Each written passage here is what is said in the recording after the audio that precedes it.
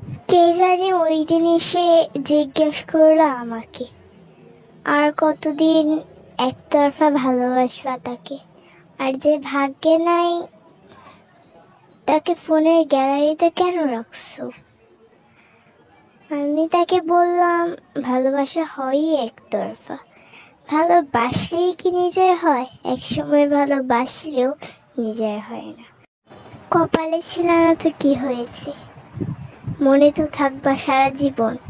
ওই যে বলে না যে কিছু কাহিনী শেষ হয়েও সাথে থেকে যায় সারা জীবন।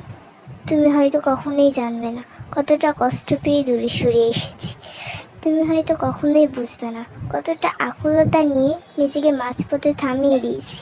তুমি হয়তো কখনোই অনুভব করবে না কতটা শব্দহীনভাবে নিজেকে ভালো রাখার চেষ্টা করেই যাচ্ছি। আপনার পূর্ণতায় আমি নিজেকে পূর্ণ মনে করেছি।